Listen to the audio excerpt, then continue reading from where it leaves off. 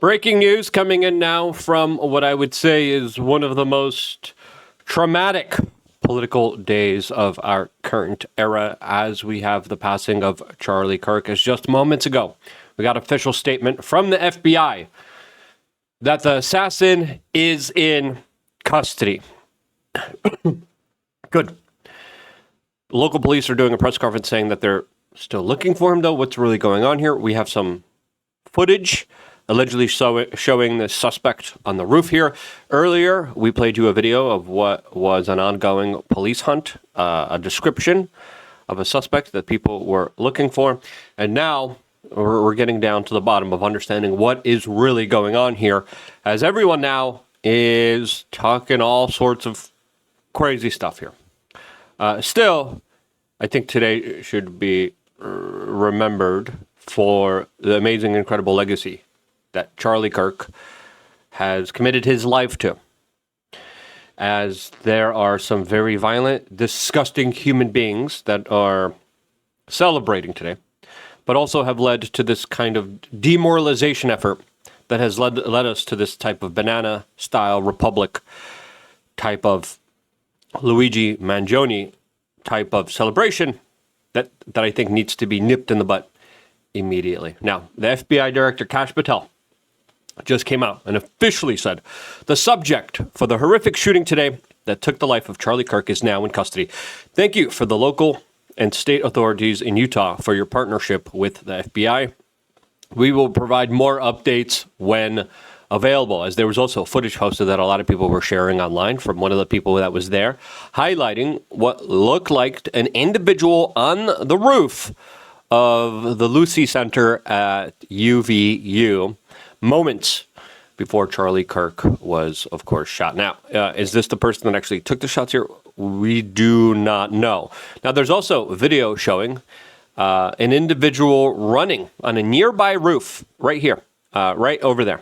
We're going to keep playing this video in a loop here so you can see here what looks like the shot happened, and then you see a guy run across the roof here, and it looks like there's a very high likelihood that this was the assassin, as we still wait for official confirmation, as Donald Trump has announced that they will be doing a press conference very soon. Local authorities just did a press conference. Maybe they didn't get the notification from the FBI, but the FBI officially released a statement. Local police just contradicted it. I don't think they knew the latest update, as now a lot of people have questions. Who is this old guy that was screaming, "Shoot me," as he was taken away by police officers? Did he just have a medical episode? Was he crazy? Was he a part of a distraction team? A distraction team? Was he a part of trying to obfuscate a local kind of response so the actual perpetrator could get away? We do not know. As of right now, we have no answers. The only tidbits of information that we're getting is that the shooter allegedly was on this particular building over 200 feet away from Charlie Kirk here. Now, CNN is reporting that the suspect did so from this distance. Now, because CNN reported it doesn't make it true. Again, we're still have little tidbits of information that we're kind of correlating here in order to understand what's really going on here, because whoever this person is, there's going to be a lot of important things to uncover. What motivated this person? What drove this person? Mainly because we want to prevent this from happening ever again. First, you got to fully understand it.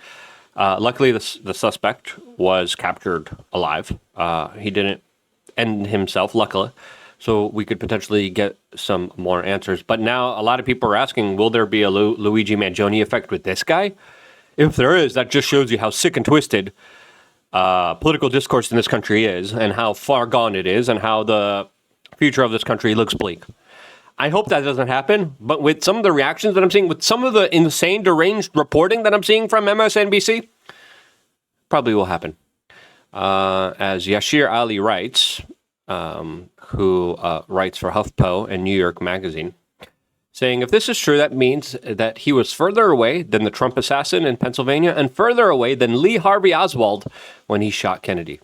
As a lot of people are saying, listen, this was probably done by someone who knew what he was doing, someone who was probably a very skilled sniper, and conducted a very sophisticated operation that allowed him to escape, allowed him to not even be held accountable during the first initial moments of this major action here. Now, there was police reportings that we were playing, showing and reporting that he was wearing black shirt, black pants, black sunglasses, and carrying a long rifle. As a lot of people are saying that this guy was a pro. Was he? I don't know. What experience did he have? Who was he? What were the circumstances surrounding this type of assassination? Again, we do not know here. Was he a lone wolf, or is there something else bigger here, like there was during the Las Vegas mass shooting incident that we still don't have any kind of legitimate questions on? As TPUSA released another statement saying it is with a heavy heart that confirms that Charles James Kirk has been murdered by a gunshot that took place during the Turning Point USA's The American Comeback Tour campus event at Utah Valley University on September 10th, 2025. May he be received into the merciful arms of our loving Savior who suffered and died for Charlie.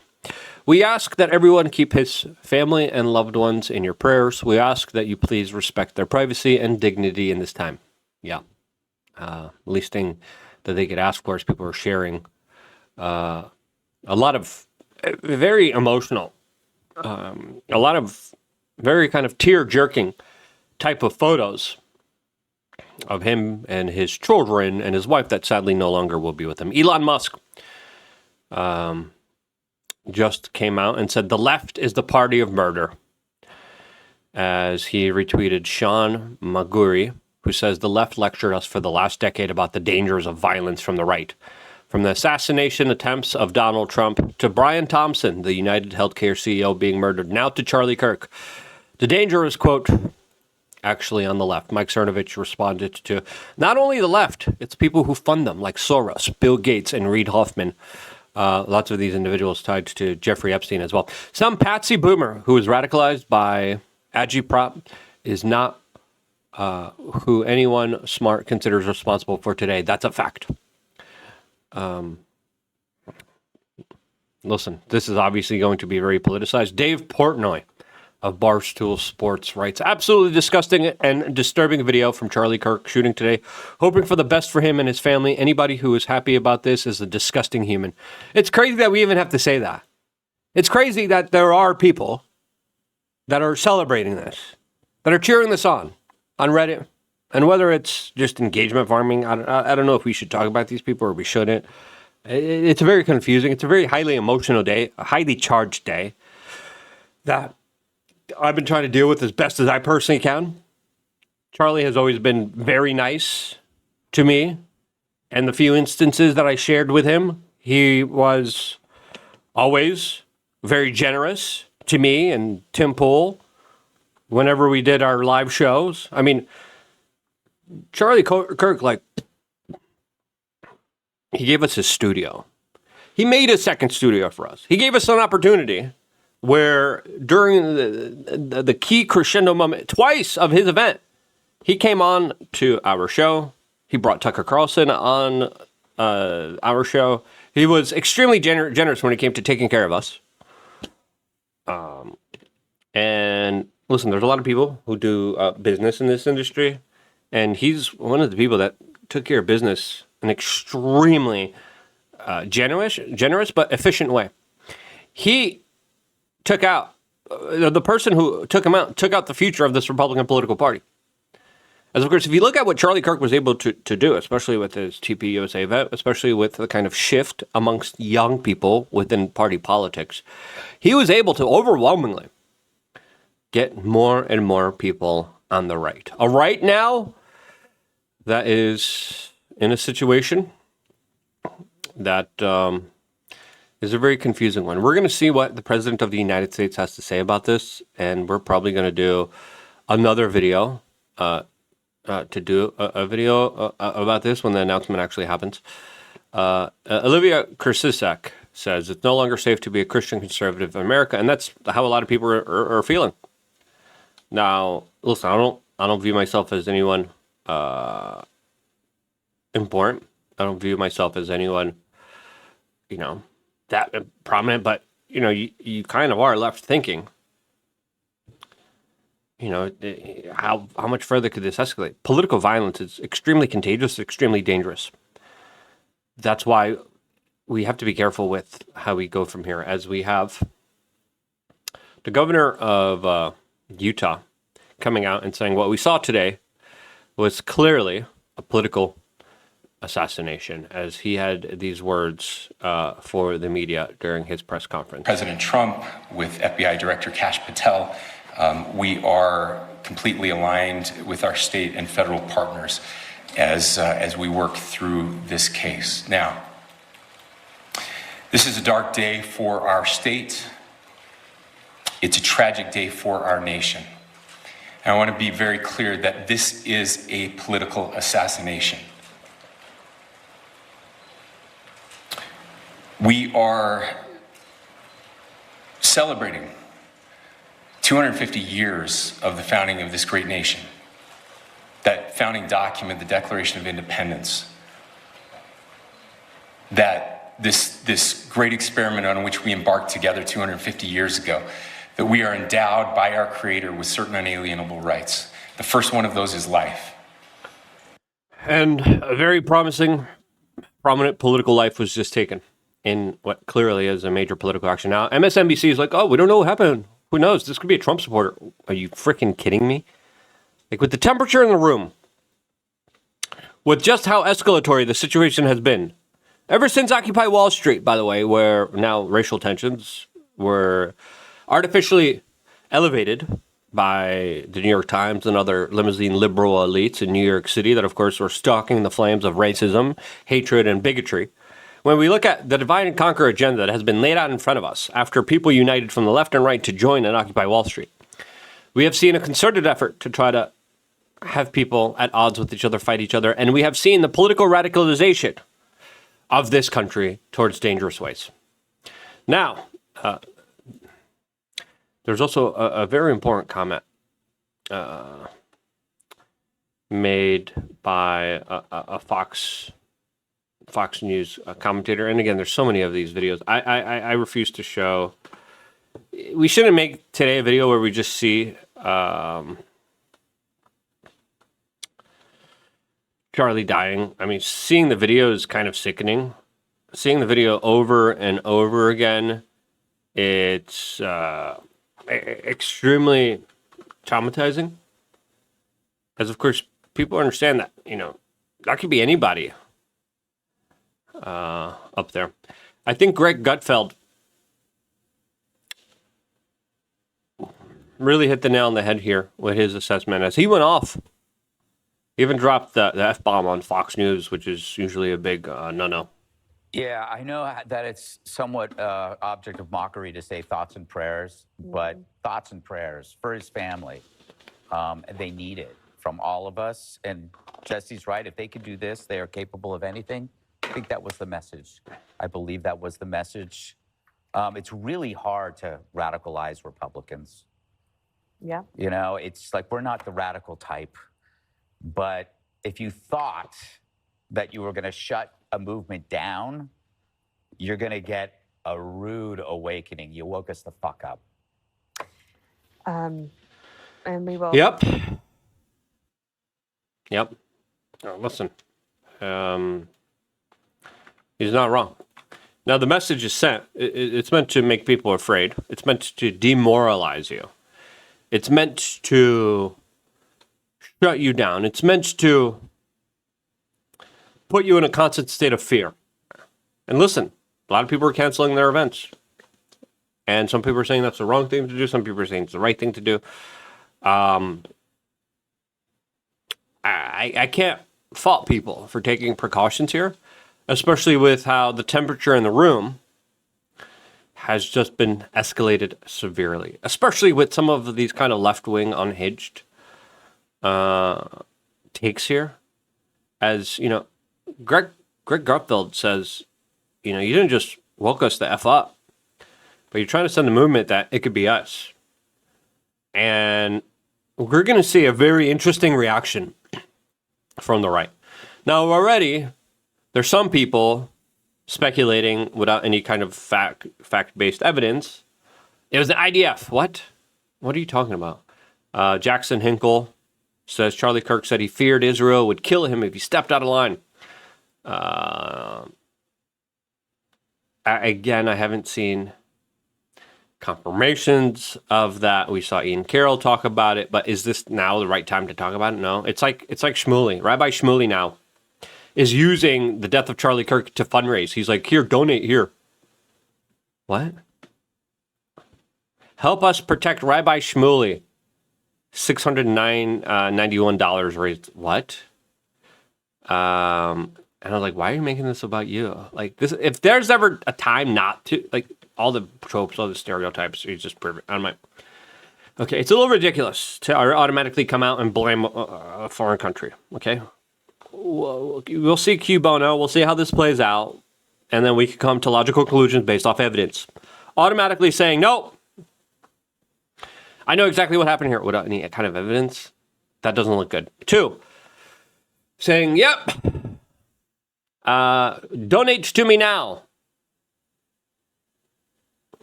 That right there is a little crazy right here, as a lot of people are saying, you sick F.